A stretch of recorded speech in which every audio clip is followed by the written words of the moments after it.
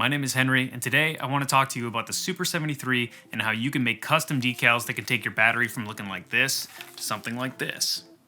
So let's get into it. Now, what I found online for Super73 decals is that if you wanted a custom set for your full bike, it's going to run you about $100 to $200 for the full set, which I thought was a little high, so I thought I would go on my own and kind of see if I could bring that price down by going an alternative route. What I found is that if you order custom stickers online and then cut them to shape, you're going to save a ton of money. So I can go over that whole process of what I did and how you can do the same. So the first thing, and probably the most time intensive of this whole process, is going to be making the Super73 decals for your bike.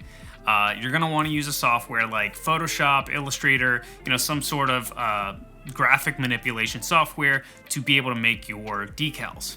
You're also going to want to put these in a certain size dimension, which I will put up here. And that is going to be the size dimensions that I personally sent in for the sticker company to cut the design to. It's going to be in a rectangular shape originally, and then you're going to go in later and cut it to these actual shape. I mean, it's a custom shape that goes around the battery. Once you've actually created the design, you're going to want to do a couple things to make sure it's perfect before sending it off for print. First off, you're going to want to set your DPI, which is dots per inch, for the actual canvas you're sending over to be at least 150. 300 DPI is probably best. That's for print. So it just means you're going to get a really clean looking design when it comes in. It's not going to look fuzzy. It's not going to look blurry. And it's going to be the crispest, best kind of print quality that you can get out of your design. Now, once you get your design in, the next step is going to be using wax paper, usually used for baking. I can put a link in the description so you know kind of what I'm talking about. And you're going to want to use blue painter's tape to tape the wax paper to the side of the battery. That way, when you're scoring the design around the wax paper with your fingernail, which is what I did, I just rode my fingernail along the actual existing sticker that went there into the wax paper. Is super easy to make a mark, and it scores the actual shape of the battery decal right into the wax paper. Then what you're going to want to do is get an Exacto-knife, be able to cut it very, very carefully. This is another thing that I feel like a lot of people gloss over. With Exacto-knives, they're incredibly sharp. You're going to want to use something underneath while cutting so that it doesn't score into the table or whatever you're cutting on. And you're going to want to be very careful on how slowly you go around to get it as accurate as possible, but to also not hurt yourself, because Exacto-knives can slip and you can cut yourself or cut the sticker, and then you got to start from square one. Now, once you've cut the actual design to shape, what I did was I used blue painter's tape, kind of made these little loops so that I could stick it around the actual size of this decal and the shape, so that when I laid it down onto the sticker paper, which is already cut out, but when you stick it on there, you can then keep it very stable while you're using the Exacto-knife to make sure that you're actually getting a very accurate cut that goes perfectly around the full shape of the battery decal. After you've cut the battery decal to size, and you're going to want to be putting it on the battery, what I suggest is first and foremost, take the battery off your bike.